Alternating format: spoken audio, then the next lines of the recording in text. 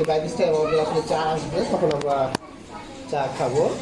তো ইনশাল্লাহ আপনারা সবাই ধৈর্য সহকারে ওনার বক্তব্য শুনবেন আশা করি। সবাইকে ধন্যবাদ।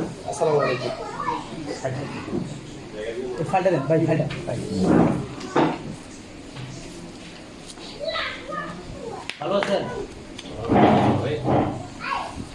ঠান্ডা কা বাইরে ঠান্ডা না।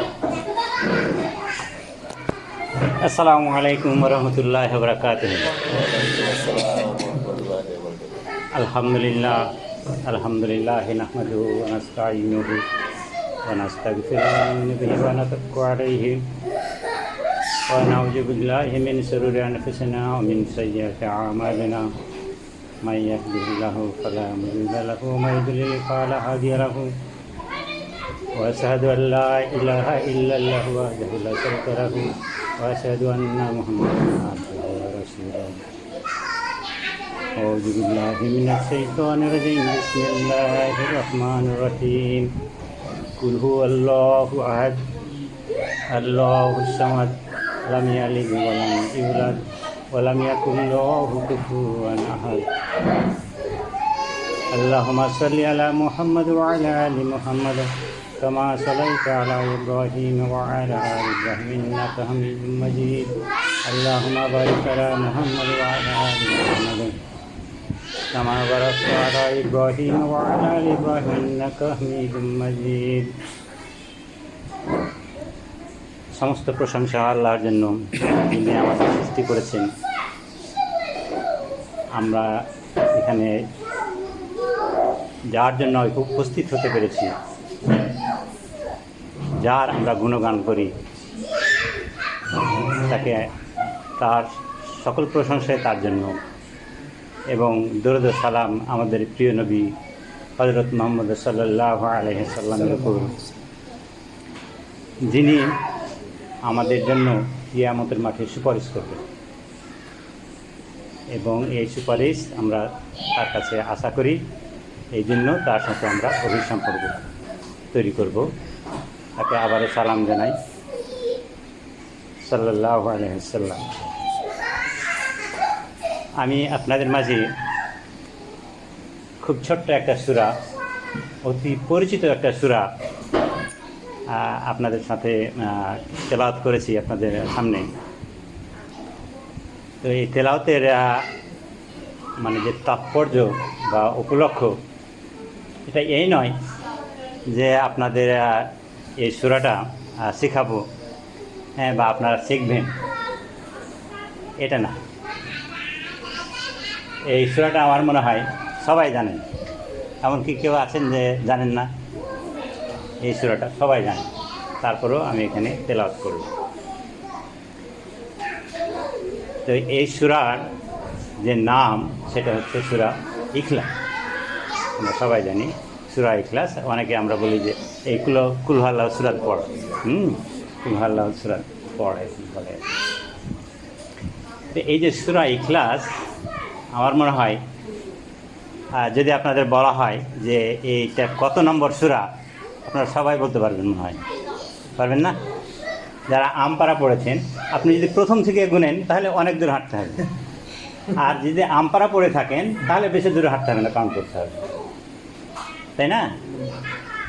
তো এই সূরা যদি আমপারা যদি পড়ে থাকেন তাহলে এটা আমপারা 3 নম্বর। ফার্স্ট হচ্ছে ফাতিহা সূরা।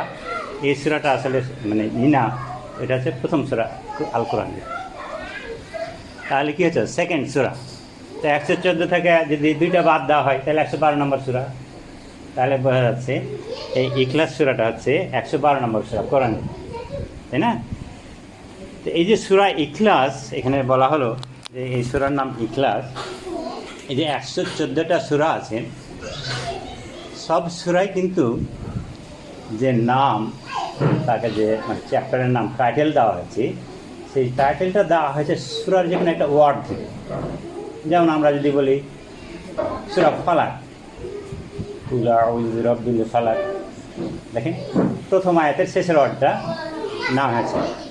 আমরা যদি বলি কুল আউযু বিরাব্বিন নাস, সূরা নাসের আবারও প্রথম আয়াতের শেষ ওয়ার্ডটার নাম হয়েছে তাব্বাত ইয়াদা আবি লাহাব, সূরা লাহাব, ইন্না আতাইনাকাল কাউসার, কাউসার সূরা।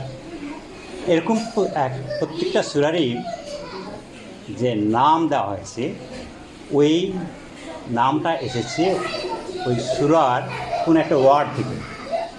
তার মধ্যে দুটো সূরা হচ্ছে ব্যতিক্রম। 114টা সূরার মধ্যে দুটো সূরা হচ্ছে ব্যতিক্রম। যেই মানে টাইটেলটা দেওয়া হয়েছে, নাম দেওয়া হয়েছে, এটা ওই সূরার কোন ওয়ার্ড থেকে নেওয়া হয়।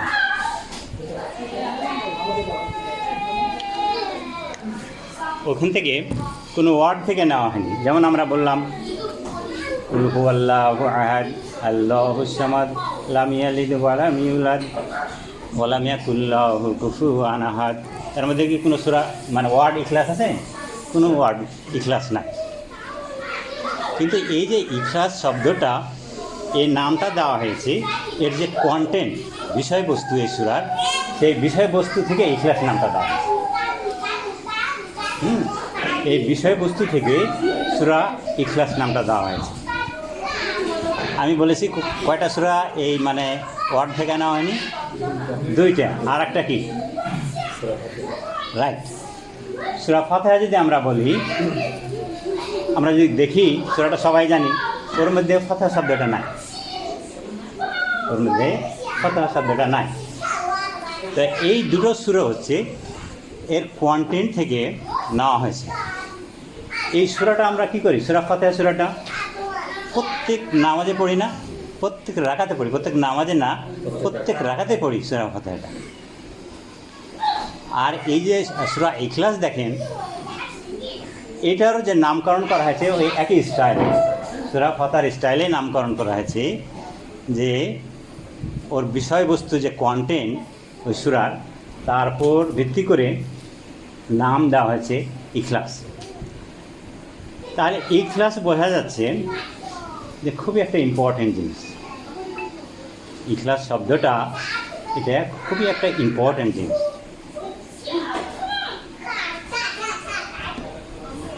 আমরা যদি বলি যেমন সূরা ফাতিহা, সূরা ফাতিহা প্রত্যেক রাকাতে পড়ি, তাই না? প্রত্যেক রাকাতে পড়ি। তো এক সময় তখন হযরত মুহাম্মদ সাল্লাল্লাহু আলাইহি সাল্লাম মক্কায়, উনি মদিনার মসজিদে কুবা, যারা বিশেষ করে হজ করেছেন তারা নাম শুনেছেন মসজিদে কুবা।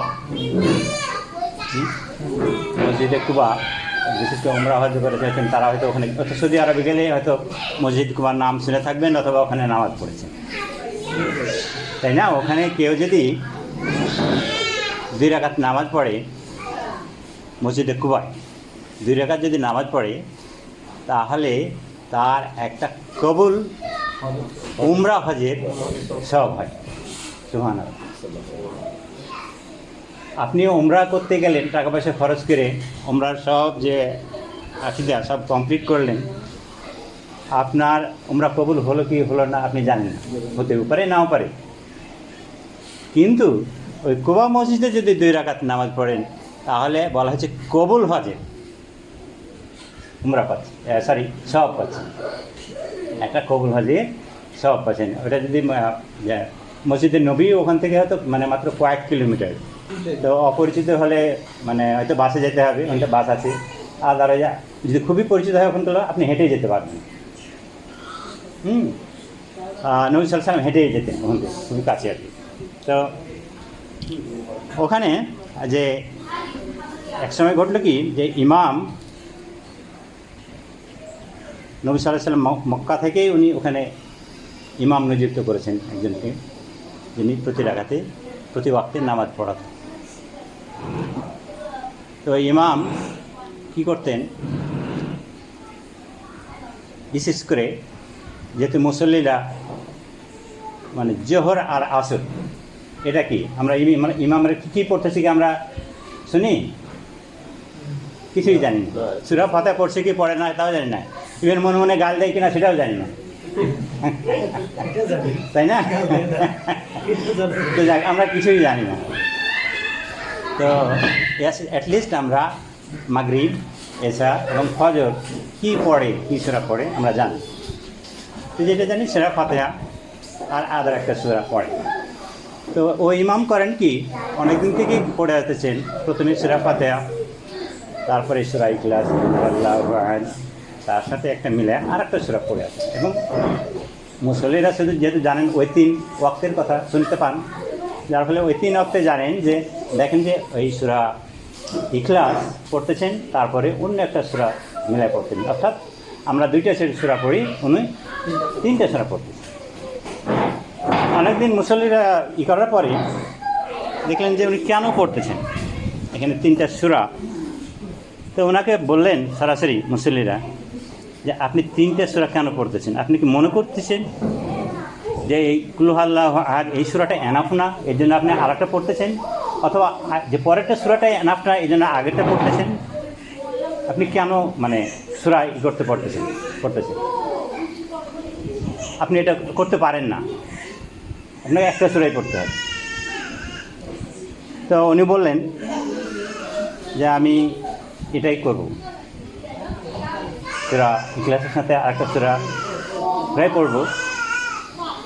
আপনারা যদি মনে করেন যে আমি ইমামতি করব না, আমি নিজে থেকে ইমামতি ছেড়ে দিচ্ছি, আমি পড়ব না। তো এরকম থেকে মুসল্লিরাও উনি ছেড়ে দিতে যাচ্ছেন, কিন্তু মুসল্লিরাও ওনাকে ছাড়া আর কাউকে উপযুক্ত মনে করতেছেন। ওনার প্যারালালে যে আরেকজন আসবেন যে হ্যাঁ আমি করব, এরকম কেউ না। তখন ওনারা ভাবলেন যে এই লোককে ধরে নিয়ে যাই, আমরা মক্কায় যাই, ধরে নিয়ে যাই এই লোককে, ইমামকে। আমরা তো এরকম কখনো দেখিনি যে প্রত্যেক রাকাতে সূরা ইখলাস আবার আরেকটা সূরা মিলাচ্ছে। তো উনি গেলেন, উনি ভয়ে যাচ্ছেন, সবাই ধরে নিচ্ছে। নবী সাল্লাল্লাহু আলাইহি ওয়াসাল্লাম আবার কী মনে করে, হয়তো বা ভুল হয়েছে নাকি। কিন্তু উনি সূরা ইখলাস, আমি পরে ইখলাসের মানে ডিটেলসে যাচ্ছি, উনি ইখলাসকে ইখলাস মনে করেই পড়ছেন এবং যাচ্ছেন ভয়ে আর কি। তো ওনারা সবাই যখন পৌঁছলেন নবী সাল্লাল্লাহু আলাইহি সাল্লামের কাছে, নবী সাল্লাল্লাহু আলাইহি সাল্লাম মুচকি হেসে দিয়েছেন। তা আপনারা যদি আসেন, আমি মুচকি হেসে দিই, তার মানে কি? আপনি কী জন্য আসেন আমি বুঝতে পারছি, তাই না? কী জিনিস নিয়ে আসছেন আপনারা বুঝতে পারতেছেন। তো নবী সাল্লাল্লাহু আলাইহি সাল্লাম মুচকি হেসে দিলেন। তারপরে বললেন যে তোমরা কী জন্য আসছো? তখন মুসল্লিগণ বললেন, দেখেন আমাদের এই ইমাম প্রতি ওয়াক্তে সূরা ইখলাস পড়েন, তারপরে অন্য সূরা পড়েন। এটা আমার কাছে মনে হয় না, আমি কখনো দেখি নাই। উনি কেন মনে করতেছেন যে সূরা ইখলাসই বা কেন এনাফ না, আর একটা সূরাই বা কেন বা এনাফ না? তো তারপরে ওই ইমামকে জিজ্ঞেস করলেন যে তুমি মুসল্লিদের কথা শুনতেছ না, কী জিনিস তোমাকে মুসল্লিদের কথা না শোনা থেকে বিরত রাখতেছে? তুমি কেন ওই সূরাটা পড়তেছ? তো উনি বললেন যে এই সূরাটা কালেমার পরেই যে ভ্যালু, একটা কালেমা যেমন কাফেরকে কী করে দিতে পারে, মুসলিম করে দিতে পারে, একত্ববাদ বিলিভার করে দেয়। কাফের মানে আনবিলিভার, যে বিশ্বাস করে না, আর মুমিন মানে বিশ্বাসী আমরা যারা বলি। তো এই কালেমাকে একজন আনবিলিভারকে বিলিভার করে দিতে পারে, তারপরেই হচ্ছে এই সূরা ইখলাসের স্থান। এখানেও কি আছে? তাওহীদের কথা আছে। বলছে এই সূরাটা যে ইখলাস, আমার ইখলাসটাকে এত বাড়িয়ে দেয়, আমি যখন এটা পড়ি তখন আমার আল্লাহর সাথে সম্পর্কটা এত বাড়ায় দেয়। আমি নামাজে গেছি কি যেন মিরাজ এটা একটা, আমি আল্লাহর সাথে সম্পর্ক বাড়ানোর গেছি, যে আমার এই সূরাটা যদি না পড়ি মনে হয় যে আমার কাছে অনেক দূরে আছে, এত কাছাকাছি চলে যায় মনে হয় আল্লাহর কাছে। আমি এই সুযোগটা ছাড়তে চাই, এই সুযোগটা আমি ছাড়তে চাই না। এই জন্য আমি এই সূরাটা প্রতি ওয়াক্তে পড়ি, তার সাথে অন্য একটা সূরা পড়ি। কারণ হচ্ছে প্রতি রাকাতে একই সূরা, তা পড়া যায় যে জানে না, আপনি হয়তো 2 রাকাত নামাজ পড়তেছেন, 2 রাকাত আপনি একই সূরা পড়তে পারবেন যদি না জানেন। অর্থাৎ আপনি যদি জানেন তাহলে ডিফারেন্ট সূরায় পড়া উত্তম। তো উনি আবারও হেসে দিলেন, নবী সাল্লাল্লাহু আলাইহি ওয়াসাল্লাম আবারও হেসে দিলেন, বলছে তোমাদের আসার আগেই জিবরাইল আলাইহিস সালাম আমাকে এই খবর দিয়েছে এবং তুমি এটা করানোর জন্য তুমি আল্লাহর কাছে এত কাছে চলে গেছো যে তোমার জন্য জান্নাত আল্লাহ রেডি করে দিয়েছে, তোমার জন্য জান্নাত রেডি করে দিয়েছে। যখন এই কথা বলে দিল সবাই মুসল্লিরা শুনলো। আর কি কিছু তাদের বলার আছে? আর কি কোনো ফায়সালা দেওয়ার দরকার আছে? ইমাম চেঞ্জ করার দরকার আছে? কোনো কিছুই না, সবাই খুশি হয়েছে। আর একটা ঘটনা আছে যে নবী সাল্লাল্লাহু আলাইহি ওয়াসাল্লাম একটা সাহাবার দল জিহাদের জন্য অন্য একটা জায়গায় পাঠিয়েছেন এরকম। তো উনিও করতেন কি, ওই সূরা প্রথমে ইখলাস পড়ে অন্য একটা সূরা পড়তেন, ডিফারেন্ট ঘটনা এবং একটার সাথে একটা কোনো লিঙ্ক নাই। তো ওখানে যখন ওরা সব ভাই ব্যাক করলেন, তো তখনও আবারও কমপ্লেন করলেন মুসল্লিরা যে হুজুর আমাদের জিহাদের দলের যে ইমাম উনি নামাজ পড়াতেন, উনি এরকম করছেন আর কি। তো ওনাকে আবার জিজ্ঞেস করলেন যে কেন আপনি এটা করলেন? তো বলতেছেন হুজুর এই সূরাটার প্রতি আমার খুব টান, কেমন যেন মনে হয় যে এই সূরাটা যখন পড়ি তো আমার অন্তরটা মনে হয় যে খালি হয়ে যায়, মানে অন্তরটা আমার হার্টটা আমার কাছে থাকে। তো যার ফলে আমি এই সূরাটা পড়ি। তো নবী সাল্লাল্লাহু আলাইহি ওয়াসাল্লাম বললেন আমার এই সূরা পড়ার কারণেই আমি জান্নাতের কাছাকাছি চলে গেছি, এই সূরা পড়ার কারণে। আর একটা যদি ঘটনা বলি, একবার নবী সাল্লাল্লাহু আলাইহি ওয়াসাল্লাম জানাজায় দাঁড়ালেন। জানাজায় দাঁড়িয়ে জানাজার পড়ার পরে উনি একটু আশ্চর্য হলেন। জানাজা পড়ানোর সময় উনি একটু আশ্চর্য হলেন। তো উনি ক্লু না খুঁজে না পেয়ে জিবরাইল আলাইহিস সালামকে জিজ্ঞেস করলেন যে আমি অনেক নামাজ পড়াইছি, কিন্তু আমি এই যে তুমি যে সেখানে জিবরাইল আলাইহিস সালামও উপস্থিত আছেন ওই জানাজা, জিবরাইল আলাইহিস সালামও উপস্থিত আছেন ওই জানাজা।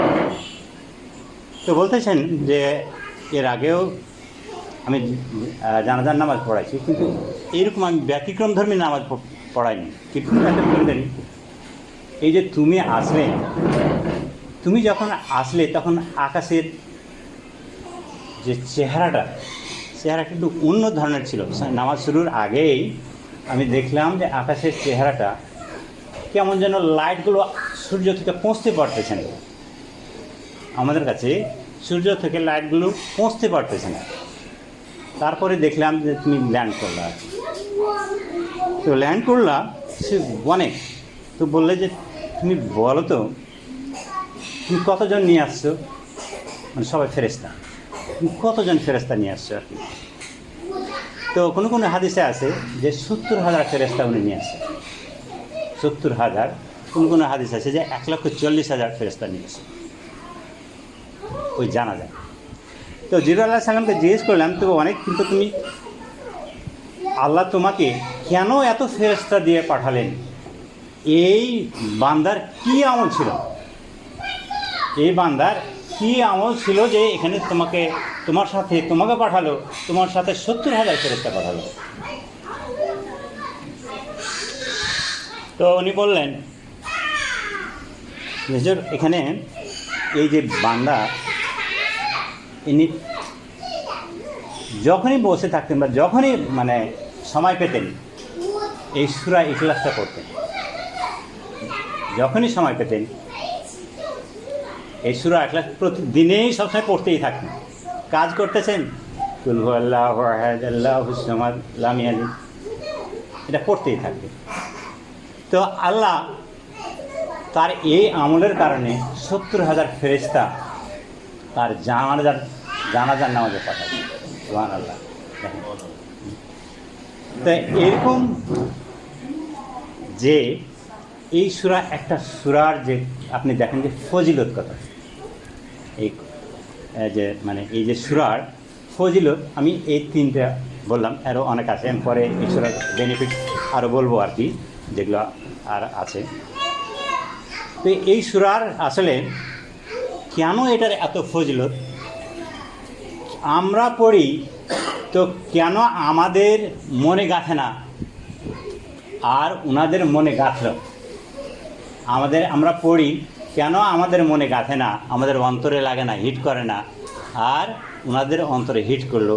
এই জিনিসটা যদি আমরা বুঝতে পারি, তাহলে এই জিনিসটা যদি বুঝতে পারি, এর অর্থটা যদি বুঝতে পারি, তাহলে সেটা হয়তো আমাদের অন্তরে হিট করতে পারে।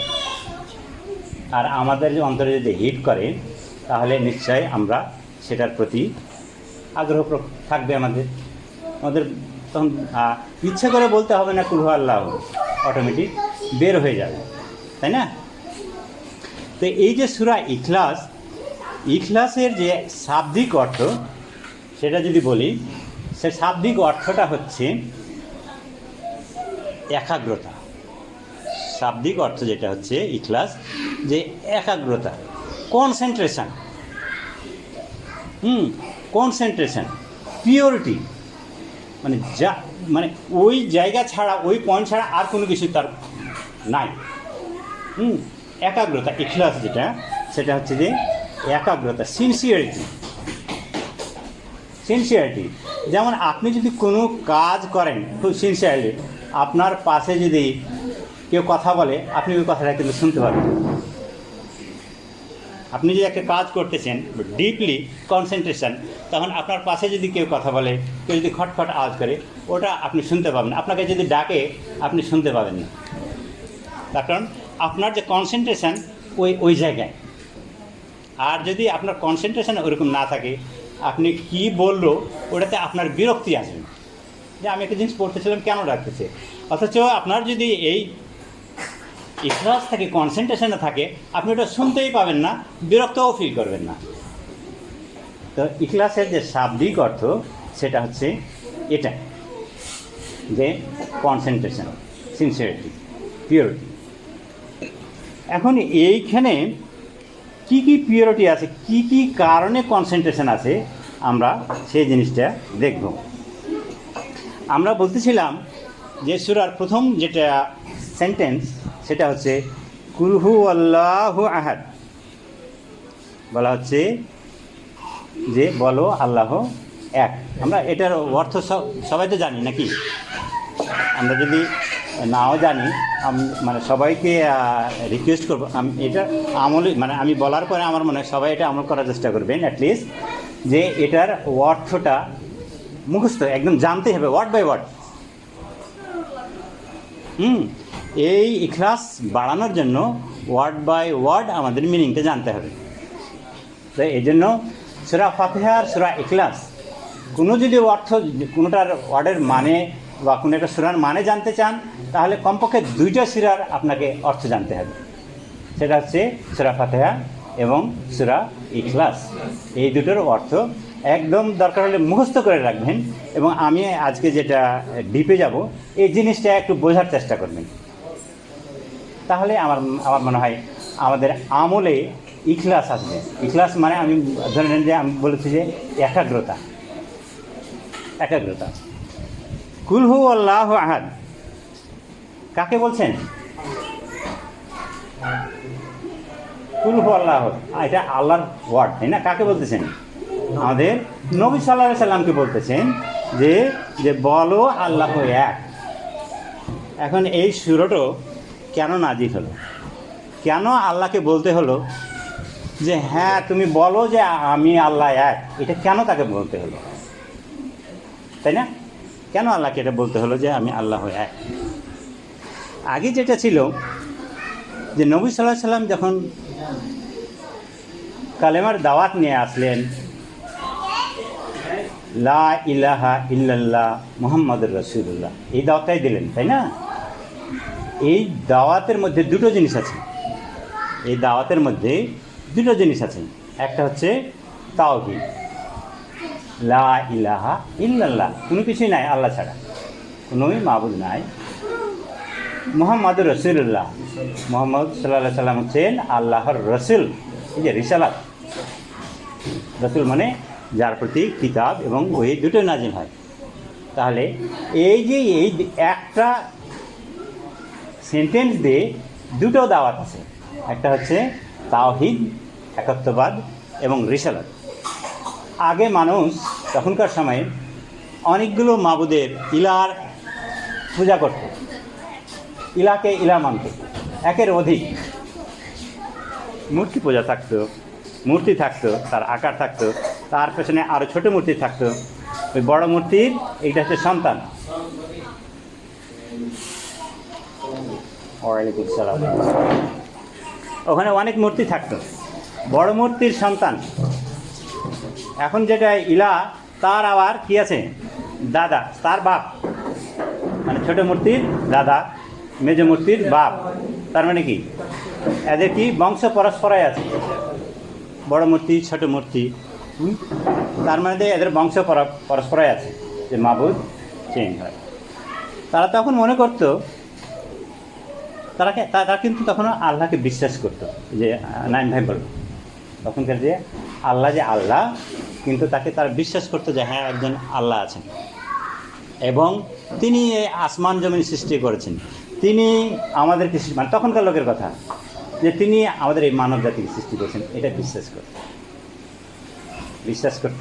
কিন্তু কি করত, ওই যে তাদেরই রেপ্লিকা করে বা মূর্তি করে তাদেরকে পূজা করত, উপাসনা করত। কথা বুঝতে পারতেছি? তারপরে যে আল্লাহ মানুষের মাঝে আসতে পারতেন, কেউ একটা খুব স্ট্রং হলে,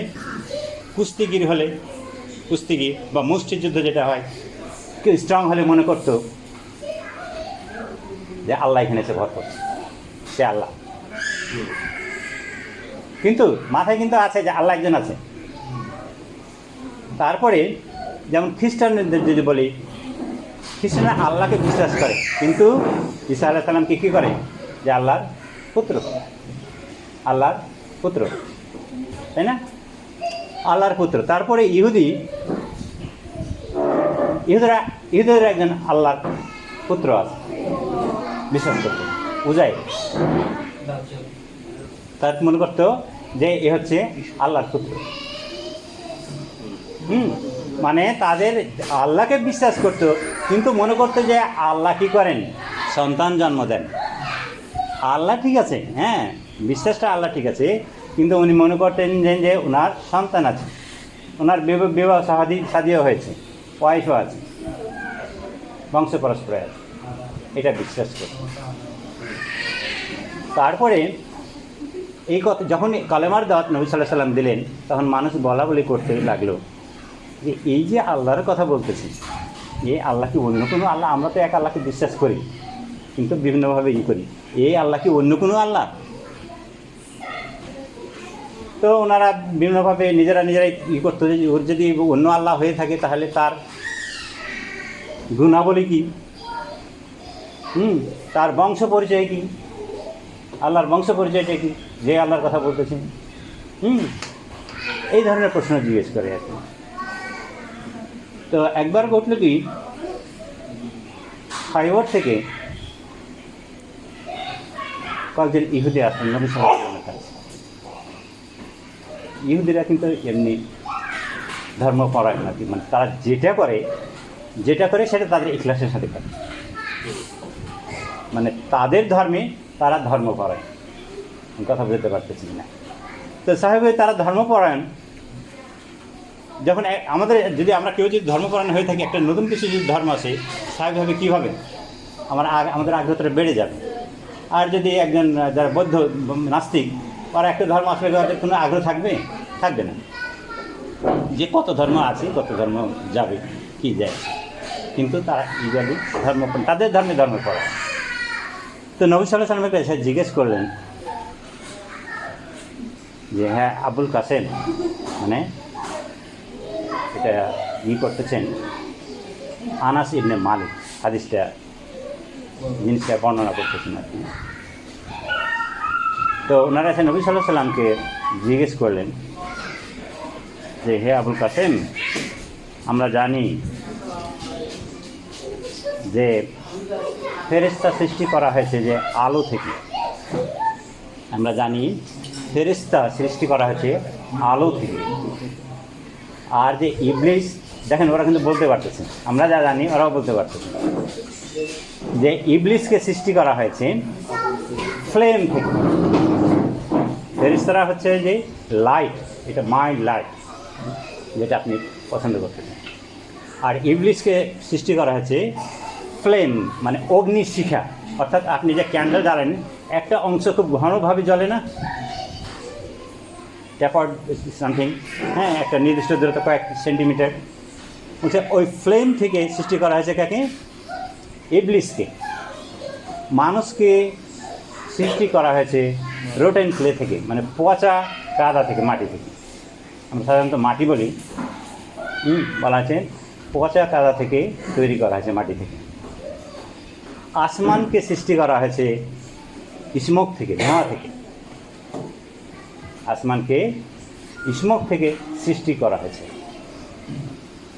তো আপনি বলে, তারপরে আমরা যারা এখানে মূর্তি পূজা করি, আমরা মূর্তি যেগুলো করি, কেউ স্বর্ণ দিয়ে বানায়, কেউ রূপা দিয়ে বানায়, কেউ মাটি দিয়ে বানায়। তো তুমি যে আল্লাহর কথা বলতেছো, এই আল্লাহটা কি দিয়ে তৈরি? ফার্স্ট প্রশ্ন হচ্ছে যে কি দিয়ে তৈরি? তারা যে জিজ্ঞেস করছে কি দিয়ে তৈরি, তারপরে বলা হচ্ছে যে এর বংশ পরিচয়টা কি। তুমি যে আল্লাহর কথা বলছো, সে তার বংশ পরিচয়টা কি, আর তার উত্তরাধিকারী বা কে। তিনটা জিনিস আর কি, যে তার কি জিনিস দিয়ে তৈরি, তুমি যে আল্লাহর কথা বলছো কি জিনিস দিয়ে তৈরি, আর তার বংশ পরিচয় কি, তাই না? তার গুণাবলী কি, তার কী কী গুণ আছে। তারপর হচ্ছে তার উত্তরে এই চারটা জিনিস জিজ্ঞেস করলেন। তো নবী সাল্লাল্লাহু আলাইহি সাল্লাম চুপ মরে গেলেন। নবী সাল্লাল্লাহু আলাইহি সাল্লাম চুপ মরে গেলেন। কিছুক্ষণ পরে জিবরাইল সাল্লাল্লাহু আলাইহি সাল্লাম আসলেন, ওনার থাকা অবস্থায় এসে তখন বললেন, মানে উনি বলতেছেন, কুল হুয়াল্লাহু আহাদ আল্লাহুস সামাদ লাম ইয়ালিদ ওয়া লাম ইউলাদ ওয়া লাম ইয়াকুল লাহু কুফুয়ান আহাদ। তারপরে স্টপ হয়ে গেল। উনি তাদের সামনে রিসাইট করলেন। তারা যখন রিসাইট করলেন, এটা শুনে তারা দ্বিতীয় কোনো প্রশ্ন জিজ্ঞেস করলেন। এখন আমরা দেখব, এই যে বললেন যে কি দিয়ে তৈরি, কি দিয়ে তৈরি, আপনারা তো অর্থটা জানেন, তাই না? কুল হু আল্লাহ আহাদ, বলো আল্লাহ এক, আল্লাহুস সামাদ, আল্লাহ স্বয়ংসম্পূর্ণ, লাম ইয়ালিদ ওয়া লাম ইউলাদ, তিনি কাউকে জন্ম দেন নাই, তার কাছ থেকে জন্ম নেন নাই, ওয়া লাম ইয়াকুল লাহু কুফুয়ান আহাদ, এবং তাহার সমকক্ষ কেউ নাই। আমরা অর্থগুলো জানি, কিন্তু এই অর্থের মধ্যে কি বলা আছে যে তিনি কি দিয়ে তৈরি? আছে কি বলা? আচ্ছা, এর মধ্যে কি বলা আছে যে তার বংশ পরিচয় কি আছে? একটু আছে। আচ্ছা, তারপরে তার গুণাবলী কি, উত্তরাধিকারী বা কে। আমরা কিছু বুঝতে পারছি, কিছু বুঝতে পারতেছি না। বিশেষ করে প্রথম জিনিসটা বুঝতে পারতেছি না, যে কি দিয়ে তৈরি, আল্লাহ কি দিয়ে তৈরি, তাই না? কি বোঝা যাচ্ছে? কিছুই বোঝা যাচ্ছে না। কিন্তু যে বোঝা যাচ্ছে না, তাহলে সেই ইহুদির যে দল কেন জিজ্ঞেস করলো না যে এটার উত্তর কই আমার? তার মানে হচ্ছে এটা যেহেতু আমাদের ল্যাঙ্গুয়েজ না, আমরা বুঝতে পারতেছি না, কিন্তু তারা ঠিকই বুঝছে। তারা যেই একই শব্দের বিভিন্ন অর্থ থাকে, এবং ওই অর্থটা হয়, আমি যদি আপনার মানে সাথে কথা বলি বিজনেস নিয়ে, এমন একটা ওয়ার্ড আছে যেটা বিজনেস সম্পর্কে অর্থ হয়, যেটা আরেকটা অর্থ শিক্ষাগত অর্থ হয়। আমি যদি বিজনেস সম্পর্কে ওই শব্দটা যদি বলেন, আমি মনে করবো বিজনেস এই মিনিংটা বলতেছেন। আর যদি শিক্ষাগত কথা হয়, ওই ওয়ার্ডের যদি শিক্ষাগত সম্পর্ক থাকে, তাহলে আমি মনে করবো যে আপনি এই মিনিংটা বোঝাচ্ছেন। তো তার মানে হচ্ছে ওনারা যে এইখান থেকেই বুঝতে পারতেছেন যে এর মধ্যে এটা কী দিয়ে তৈরি সেটা আছে, তাই না? যার ফলে আর কোনো প্রশ্ন জিজ্ঞেস করেনি। তাহলে আমরা দেখব যে এখানে কিভাবে এই জিনিসটা আছে। কুল হু আল্লাহু আহাদ, বলো হুয়া। হুয়া মানে হচ্ছে তিনি, সেই। আমরা বলতাম আগে, মানে যেমন ক্লাস 6-7 পড়তাম মান হুয়া, পড়েছেন কিনা? হ্যাঁ, ইসলাম ধর্মে আমাদের থাকতো। হ্যাঁ, আল্লাহু ওয়াহিদুন আমাদের সময় ছিল কিনা? আমাদের সময় ছিল। হ্যাঁ, এরকম কিছু ওয়ার্ড থাকতো, তার মানে কী করতে হতো আর কি। তো আমরা বলতাম মান হুয়া, সে কে? এরকম আমরা মানে এখনও মনে আছে জিনিসটা আর কি, এই জন্য হুয়া মানে এখানে তিনি। বলছে কুল হু আল্লাহ, বলছে বলো সেই তিনি আল্লাহ। তিনি আল্লাহ মানে যে আল্লাহ ওনারা জানতেন, যে আল্লাহ সম্পর্কে জানতেন, বলছে সেই তিনি আল্লাহ আহাদ। আহাদ মানে আমরা একটা যেটা জেনে থাকি যে এক।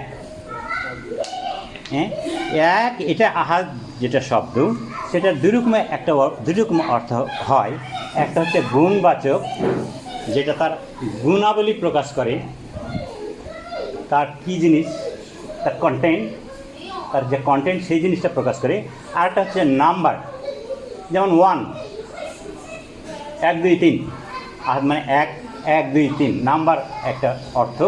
আর একটা হচ্ছে এখানে আহাদ, তাই না?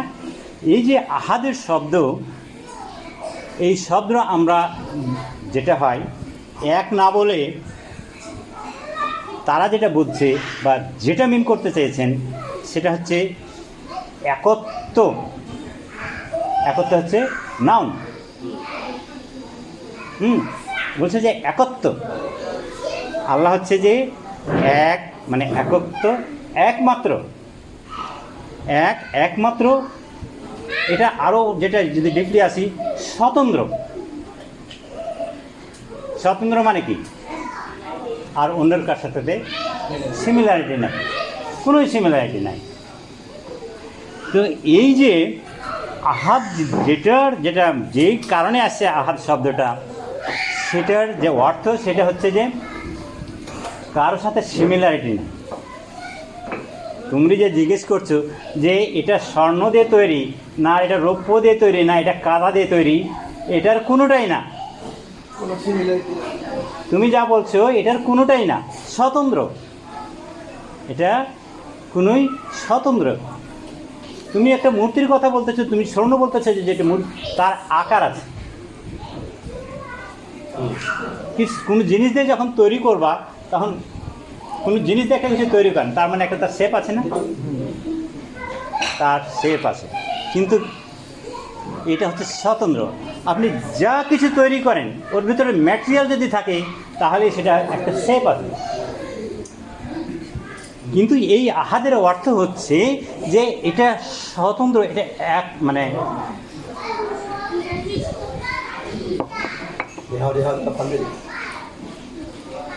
এটা অন্য যে কোনো জিনিস থেকেই এটা ডিস্টিংক্ট, অন্য যে কোনো জিনিস থেকে এটা আলাদা।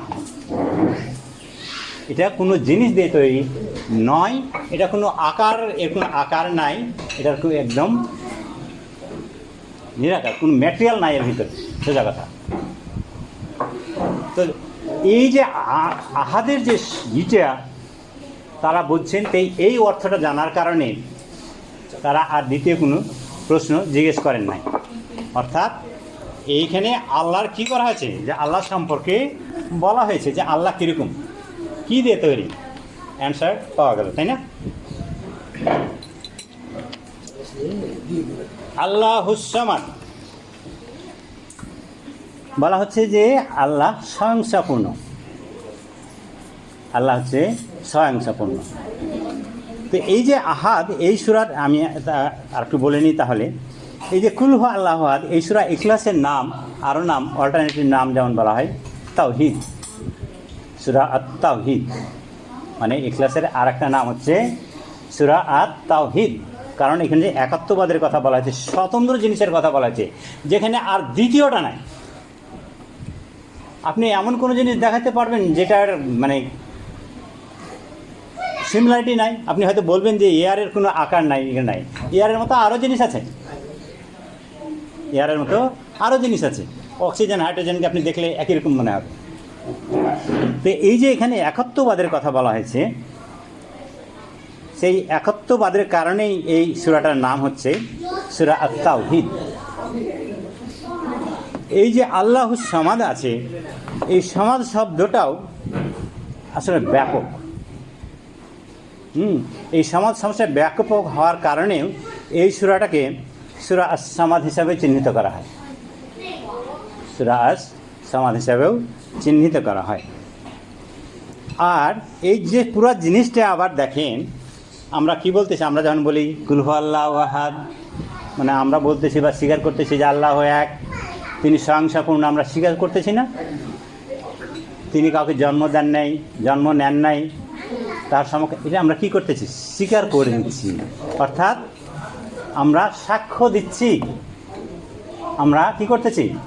আমরা সাক্ষ্য দিচ্ছি আল্লাহর কাছে। দেখেন কালেমাটা কি? কালেমাটা সাক্ষ্য দিচ্ছি যে আল্লাহ ছাড়া আর কেউ নাই, এবং মুহাম্মদ সাল্লাল্লাহু আলাইহি ওয়াসাল্লাম আল্লাহর রাসূল। এটা কি করতেছি?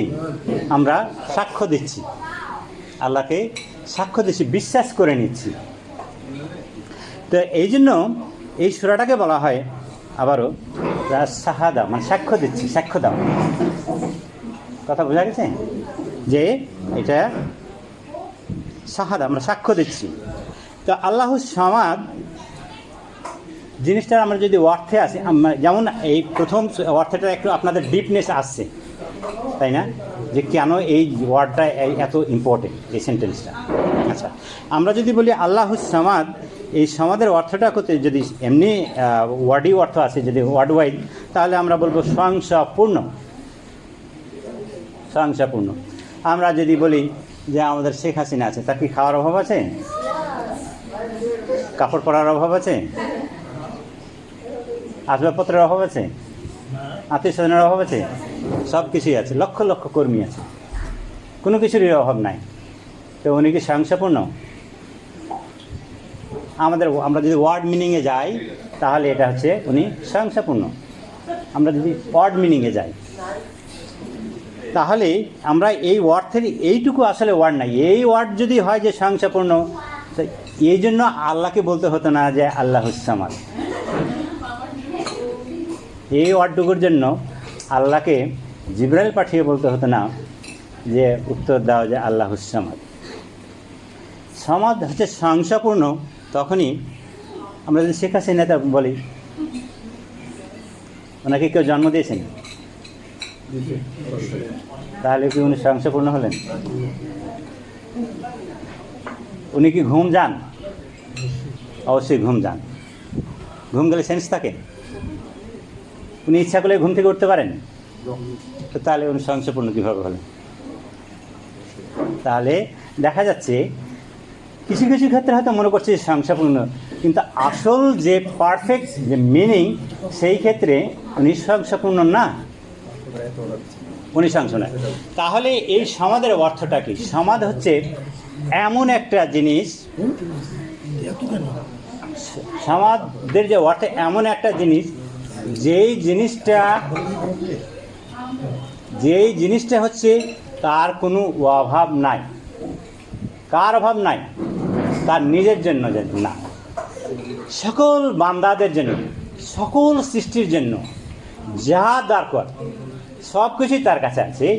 এই সব জিনিসের তার কাছে অভাব নাই।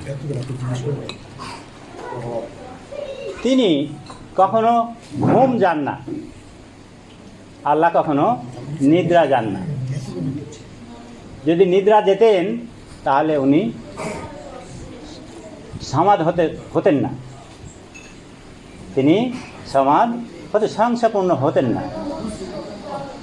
তিনি কি আমাদের শেখ হাসিনা কি একসময় মারা যাবেন বলে মনে করেন? মারা যাবেন, তার মানে উনি একসময় মারা যাবেন, পরিবর্তনশীল। তার মানে উনি স্বয়ংসম্পূর্ণ না।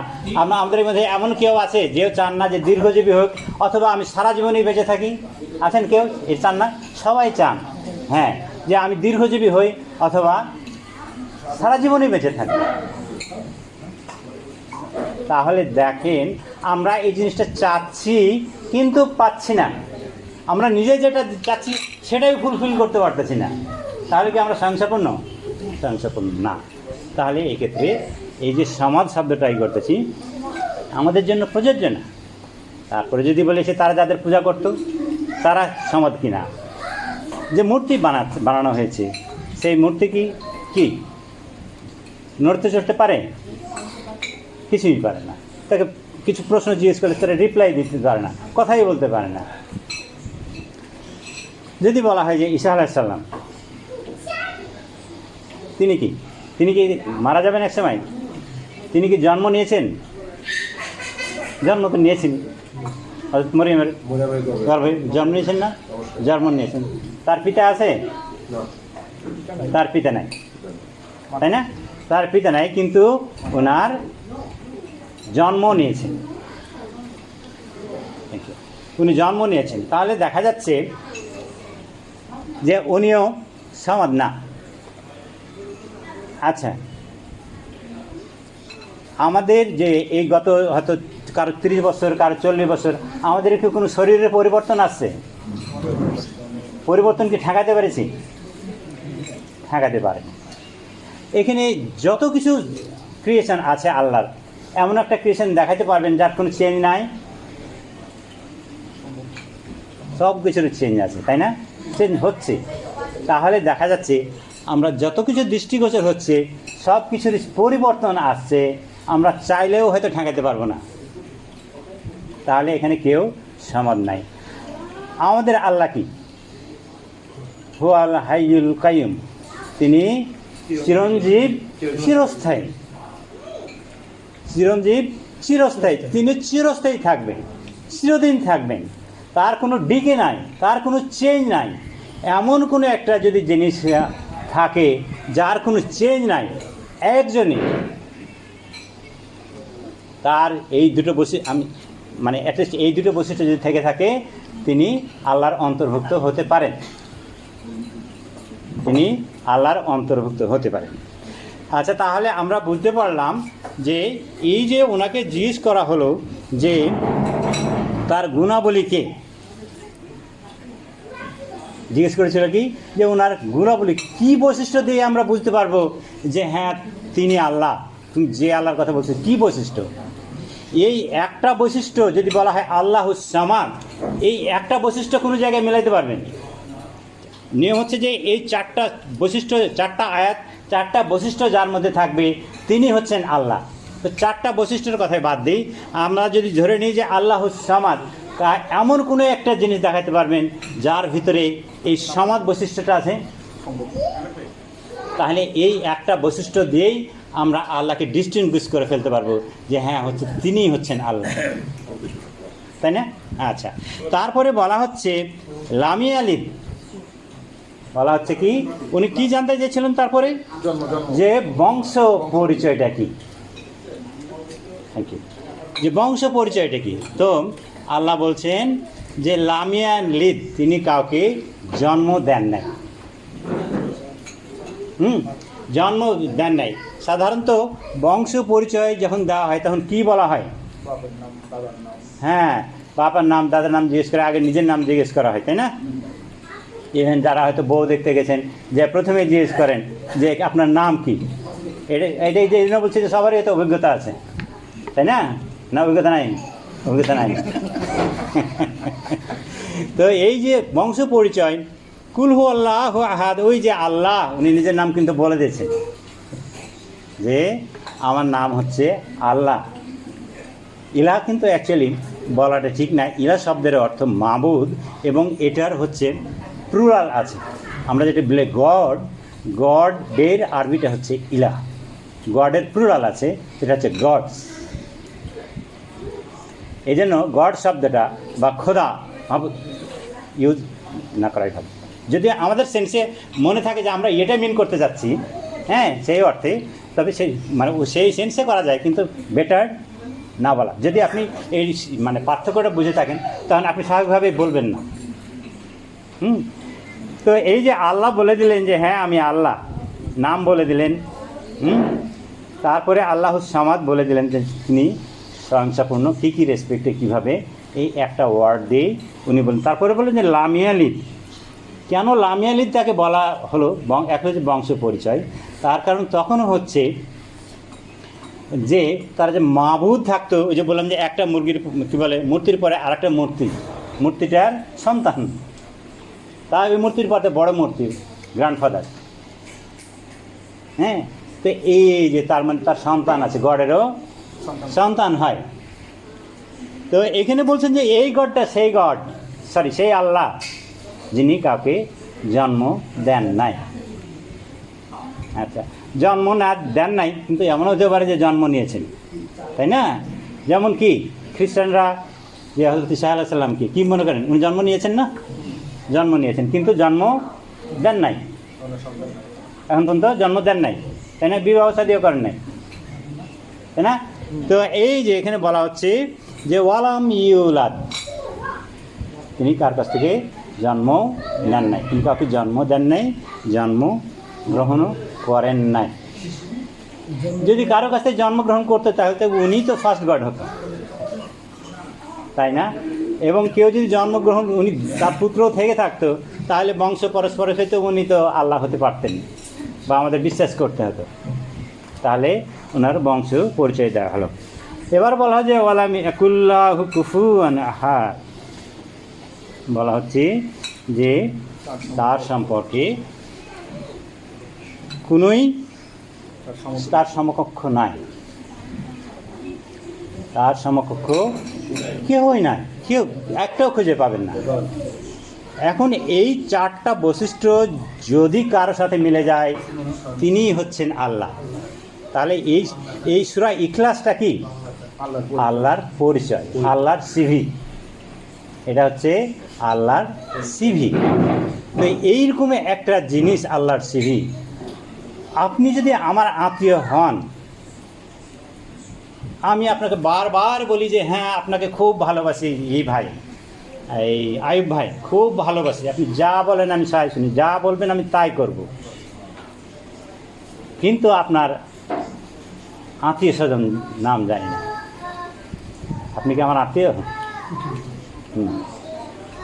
আপনি আমার, তার মানে আপনার সাথে আমার যে রিলেশনশিপ, সেটার রিলেশনশিপে ইখলাস নাই, আন্তরিকতা নাই। আপনি আপনার মানে ইয়ার খুঁজেন, আত্মীয় স্বজন খুঁজেন, যার সাথে যত বেশি সম্পর্ক, তার সম্পর্কে আপনি তত বেশি ডিটেলস জানেন আত্মীয় স্বজনের সম্পর্কে, তাই না? যাকে যত বেশি বলেন, তাহলে এখানে তাই আমরা দেখা যাচ্ছে যে আল্লাহর সাথে যে ইখলাস সম্পর্ক, যে একনিষ্ঠতা, এটা যদি বাড়াতে চাই তাহলে কি করতে হবে? এই জিনিস যে চারটা আয়াত আছে, এই চারটা আয়াতের যে ডিটেলস মিনিং, সেই মিনিংটা আমাদেরকে অন্তরে প্রবেশ করাতে হবে। ইখলাসটাকে ইখলাসের সহিত ভিতরে ঢোকায় নিতে হবে। আন্তরিকতার সাথেই, মানে এরকম শুধু ফিল করলে হবে না যে হ্যাঁ আমি ইখলাসটা ঢুকাতে চাই কিন্তু আমার কোনো ফিলিংস নাই। তো একবার হলো কি, এখন ইখলাসটা কি, আমরা আর একটু ডিটেলসে আসি যে কী জিনিসটা আসলে। এক সাহাবী এসে জিজ্ঞেস করলেন যে হুজুর, ইখলাস মানেটা কি? এই যে ঈশ্বরের কি ইখলাসটা মানে কি? তো উনি একটু চুপ থেকে বলে আমি জানি না। উনি জিবরাইল সাল্লামকে ডাকলেন। কী করলেন? উনি যখনই কিছু না জানতেন তখন কল করতেন জিবরাইল আলাইহিস সালাম, কল করলেন, উনি আসলেন, তারপর জিজ্ঞেস করলেন নবী সাল্লাল্লাহু আলাইহি ওয়াসাল্লাম, আচ্ছা বলো তো, আমরা তো এখানে তো ইখলাস সূরা আছে, এই তুমি তো নাজিল করছো, তুমি তো নিয়ে আসছো, তুমি তো বলো তো এই ইখলাস শব্দটার অর্থ কী? উনি চুপ মারে বললেন আমি জানি না। এখন কোথায় যাবেন? আল্লাহর কাছে যেতে হবে। জিবরাইল আলাইহিস সালাম আল্লাহর কাছে গেলেন, যে বলতেছেন আল্লাহ এই যে ইখলাস সূরা নাজিল করছেন, এটা ইখলাসের শব্দটা অর্থটা কী, মিনিংটা কী?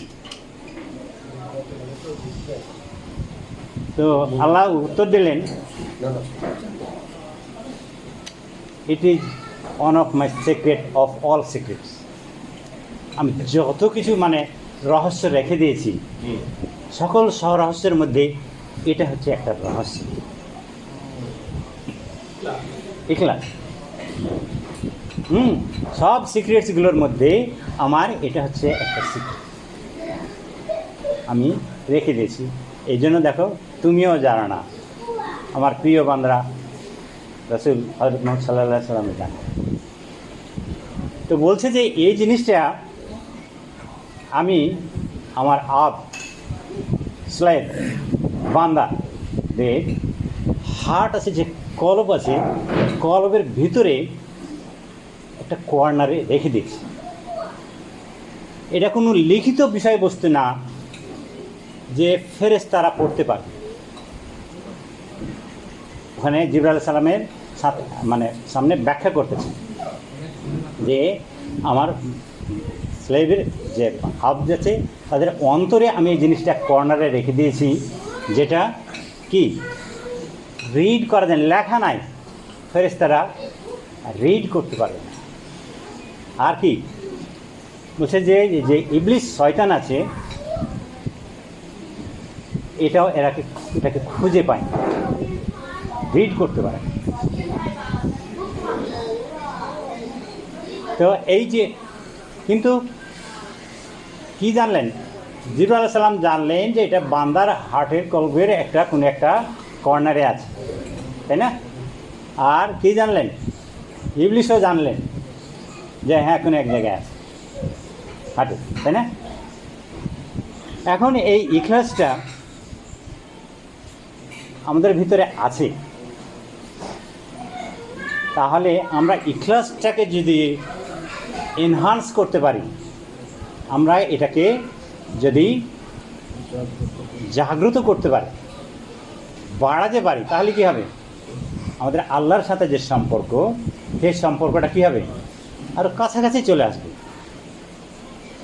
ইখলাসের কারণেই কিন্তু ওই যে দুই ইমাম, ইখলাসের কারণেই তারা এই সূরাটা পড়ছিল প্রত্যেক নামাজে, এবং তারা এই দুনিয়া থেকে জান্নাত কনফার্ম করে গেছে। আল্লাহ তাদেরকে জান্নাত বসে করে, তাই না? তাহলে এই যে ইখলাসটা, আল্লাহ আমাদেরকে একটা জিনিস দিয়েছেন, কিন্তু আমরা সেটা চর্চা করতেছি না, সেটা আমরা জানিই না। তাহলে কি আল্লাহর প্রতি আমাদের বিশ্বাস আছে? বিশ্বাস থাকলেও আমাদের বিশ্বাসটা সেরকম না। যেমন ওয়া মিনান নাসি মান ইয়াকুলু আমান্না বিল্লাহি ওয়া বিল ইয়াউমিল আখির ওয়া মা হুম বিমুমিন, সূরা বাকারার ৮ নম্বর আয়াত। বলছে আমাদের বান্দাদের এই নাসগুলোর মধ্যে কিছু কিছু মানুষ আছে আমান্না বিল্লাহি, আল্লাহর উপর বিশ্বাস আছে, আর কি আছে? আখিরাতের পর বিশ্বাস আছে, কিন্তু তারা মুমিন নয়, বিশ্বাসী নয়। দেখেন, বলা হচ্ছে যে সে আল্লাহকেও বিশ্বাস করতেছে, আখিরাতকেও বিশ্বাস করছে, তারপরেও মুমিন না। কত সিরিয়াস কথা না? তার মানে আমরা ততক্ষণ পর্যন্ত মুমিন হতে পারবো না যতক্ষণ পর্যন্ত না আমরা এই যে বিশ্বাসের যে কার্যকারিতা, আমি বিশ্বাস করলাম কিন্তু কোনো সেটাকে অ্যাক্টিভিটিতে নিয়ে আসতে পারলাম না, কোনো আমার অ্যাক্টিভিটিতে নিয়ে আসতে পারলাম না, তাহলে কি সেটা বিশ্বাস করা হলো? তার মানে তারা মুমিন নয়। মানে যদি এই অ্যাক্টিভিটি না থাকে তাহলে সেক্ষেত্রে আমরা মুমিন না, তাই না? তাহলেই আমাদের কী করতে হবে? বিশ্বাসের সাথে সাথে অ্যাক্টিভিটিতে নিয়ে আসতে হবে, ওটা আমাদের কার্যকলাপে নিয়ে আসতে হবে, আমল করতে হবে। আমলে না নিয়ে আসা পর্যন্ত আমরা মুমিন হতে পারবো না। বিশ্বাসের কথা যদি বলি, তখনকার কথা আবু জেহেল, আবু লাহাব, তারা তো বিশ্বাস করতো যে আল্লাহ আছে, তারা বিশ্বাস করতো যে আসমান জমিন আল্লাহর সৃষ্টি, কিন্তু তারা অন্যরূপে করতো, আর অন্য জিনিস করতো। তার সাথে যে ইখলাস, সেই জিনিসটা ছিল না। তার কারণেই তো তারা জাহান্নাম, তাই না? তার কারণেই তো জাহান্নাম। তো আমাদের এটুকু নিয়ে আত্মতৃপ্ত বোধ করতে হবে না যে আমরা আল্লাহকে বিশ্বাস করি, আমরা আখেরাতকে বিশ্বাস করি, আমরা কবরের আযাবকে বিশ্বাস করি, কিন্তু কার্যকলাপে সেটা প্রতিফলিত হয় না। সেক্ষেত্রে আমাদের যে মুমিনের যে অর্থ, যাকে মুমিন বোঝানো হয়, সেই মুমিনের মধ্যে পড়তেছি না, তাই নাকি? তো এখানে আমরা যদি বলি যে, আমি একটু স্কেপ করি, আমার মনে হয় কয়টা বলছে, ওরে আল্লাহ। আচ্ছা, আমি তাহলে সংক্ষেপে শেষ করি আর কি। সূরা ইখলাসের যে আমরা আসলে একটু মানে শাব্দিক অর্থগুলো ডিটেলস গেলে, ইখলাসের যে বেনিফিট কী, বেনিফিটটা আমরা কেন পড়বো, বেনিফিটটা বুঝলে আপনারা বুঝতে পারবেন যে এটা মানে কেন পড়বো।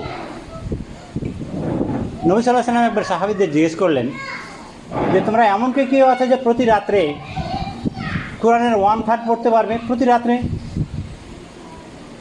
তো কেউ চুপ মেরে গেলেন, কেউ জবাব দিলেন, এটা আল্লাহ হয়তো হুজুর পারা যাবে, কিন্তু খুব টাফ, জানের উপর জুলুম হয়ে যাবে। তখন উনি এটা আসলে কেন বলে দেওয়া হয়, আগে প্রশ্নের ধরনগুলো কিন্তু এরকমই আছে নবী সাল্লাল্লাহু আলাইহি ওয়াসাল্লাম। এটা হচ্ছে কিন্তু একটা টিচিং স্টাইল। নবী সাল্লাম কিন্তু বলে দিতে পারতেন, তারপরে বলে দিলেন যে কেউ যদি সূরা ইখলাস পড়ে তাহলে সেটা তার কোরআনের 1/3 পড়া হয়। রাত্রে আপনি শোয়ার আগে যদি সূরা ইখলাস পড়েন তাহলে আপনি কোরআনের 1/3 খতম করলেন।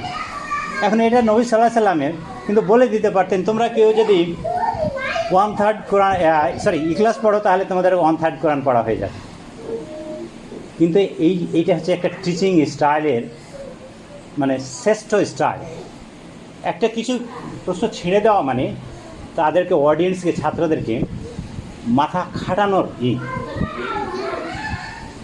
চেষ্টা করা, ব্রেনটাকে এক্সাইট করা। ও যে চিন্তা করবে, তখন যখন উত্তরটা জেনে যাবে শিক্ষকের কাছ থেকে, তখন তার মনে হবে যে আমি এটা কেন পারলাম না, কেন আমার এটা মনে আসলো না, আমি কেন এটা চিন্তা, এই যে তার ব্রেনটাকে একটা এক্সাইটমেন্ট নিয়ে আসা, এটা হচ্ছে একটা টিচিং স্টাইল। আপনি যদি হাদিসগুলো পড়েন, বিভিন্ন হাদিসগুলোতে এভাবে আসে, উনি কিন্তু সরাসরি উত্তর বলে দেননি, আগে বলছেন এটা করলে কি এটা কেউ পারবে কি নাকি, এরকম ধরনের।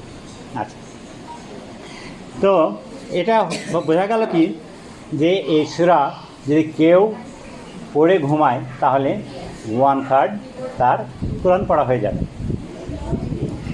এক মহিলা সাহাবী এসে জিজ্ঞেস করলেন যে, হুজুর আমার পরিবার খুব গরিব, আমার পরিবার খুবই গরিব, খেতে পায় না, কী করব?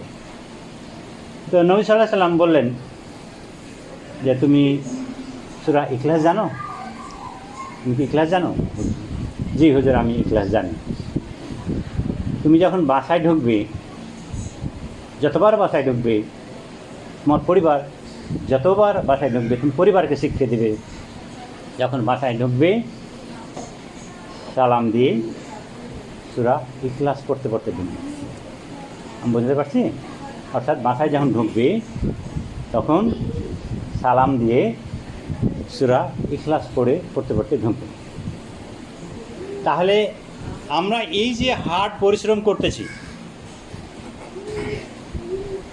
কখনো রাত 12টা পর্যন্ত পরিশ্রম করি ব্যবসার কাজে, এই ব্যবসার কাজে কত মিথ্যা কথা বলি, জানা অজানা, বলতে হয় না, কত অপরাধ করতেছি। কিন্তু এই জিনিসটাকে দেখেন, আমরা যদি সূরা ইখলাস যদি এই আমলটা করি তাহলে দেখা যাচ্ছে যে আমাদের রুজি রোজগারে বরকত চলে আসবে, আমাদের রুজি রোজগারে বরকত চলে আসবে। অর্থাৎ বলা যায় যে আমি কম কাজেই বেশি স্যাটিসফাইড থাকব, তাই তাই না? তাহলে এইটা একটা আমল যে কেউ যদি সূরা ইখলাস নিজের বাসায় কেউ থাকুক বা না থাকুক সালাম দিয়ে ঢুকতে হবে। তার কারণ আপনি যখন বাসা থেকে বের হয়ে গেছিলেন তখন ফেরেশতা আপনার বাসা পাহারা দিচ্ছে সবসময়। আপনি কেউ যদি না থাকে বাসায় যখন ঢুকছেন তখনই আপনি ফেরেশতাদের সালাম দিচ্ছেন, আপনার সালামে তারা উত্তর দেয়। তারপর আপনি কি করলেন? এই যে আল্লাহুস সামাদ, এই যে বললেন যে আল্লাহুস সামাদ, সমাদটা হচ্ছে উনি নিজে সংসাপূর্ণ না, উনি সকল বান্দাদের দেওয়ার যে ক্ষমতা আছে সেই সমাদ, তার কোনো অভাব নাই। এই যে আপনি বললেন আল্লাহকে যে আল্লাহ তুমি সমাদ, তার মানে কি আপনার কোনো অভাব থাকলো না, আল্লাহ ম্যানেজ করে ফেলবেন আপনার দরজা। কথা বুঝতে পারছি? তো এই যে আপনাকে যদি বলে দেওয়া হতো যে এই আপনি করবেন কি যখন বাসায় ঢুকবেন সূরা কুল আল্লাহু সূরা পড়বেন, আপনি যদি এখন যখন বাসায় ঢুকবেন তখন বলবেন যে আল্লাহুস সামাদ, তখন আপনার মাথায় কী আসবে? যে আমি আল্লাহর কাছে চাই না, আল্লাহর কাছে যে জিনিসটা আছে যে সংসাপূর্ণ, আমার অংশ আমি চাচ্ছি। জোর দিয়ে মনে করবেন যে আল্লাহ আমার অংশ আমাকে দাও, তাই না? আপনি এই যে আপনি বলতেছেন এই যে কুল আল্লাহটা, এখন আপনার ভিতরে এখন একাগ্রতা চলে আসলো না? বলার যে স্টাইল, একাগ্রতা চলে আসলো না? আপনি বলতেন চেয়েছেন কুল আল্লাহ যখন পাঠ করতেছেন, প্রথমেই আপনার আহাদ যখন বলতেছেন, আহারের সকল শব্দগুলো যে অর্থগুলো, এই অর্থগুলো আপনার মাথায় চলে আসবে। সমাজ যখন বলতেছেন, আর সমাজ তো আল্লাহ নিজের সমাজ না, আমাদের সবার দেওয়ার ক্ষমতা রাখার সমাজ, তাই না? আমাদের সবাইকে রাখার সমাজ। এই যে আপনি যখন এইটা হচ্ছে যে ইখলাস, একাগ্রতা, আন্তরিকতা। এই আন্তরিকতা আরও ছিল, আর মানে অনেক সময় লাগতো আপনার কাছে। তো হ্যাঁ, তো আমার মানে আমি শেষ করি আর কি। তো আমরা যেটা করব, হ্যাঁ, যারা যে উজু নাই তারা উজু করে আসে।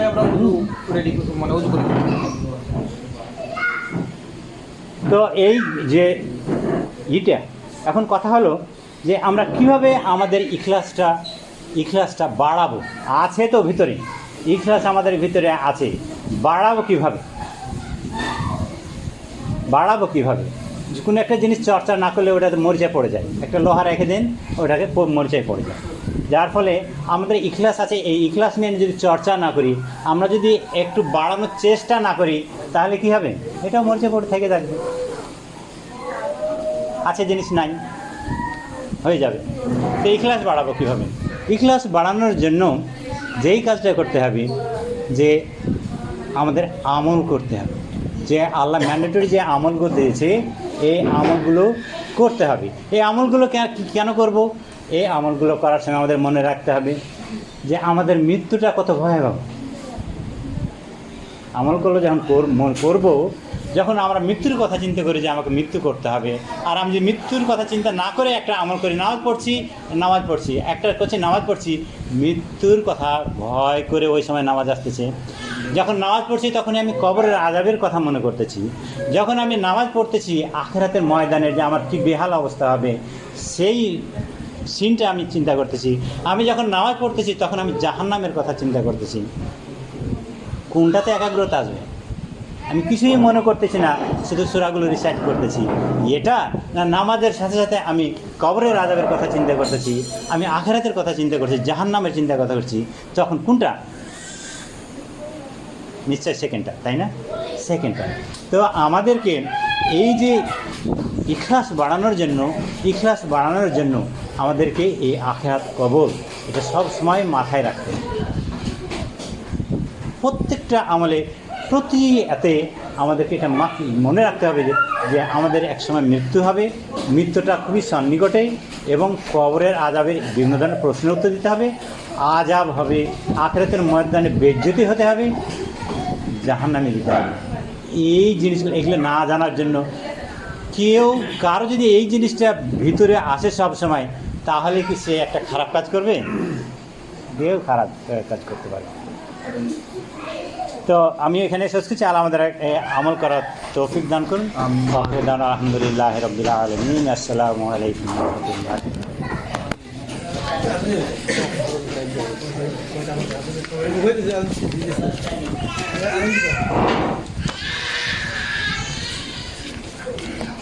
চেয়ারগুলো সরা দাঁড় সরে নামাজ পড়া যাবে।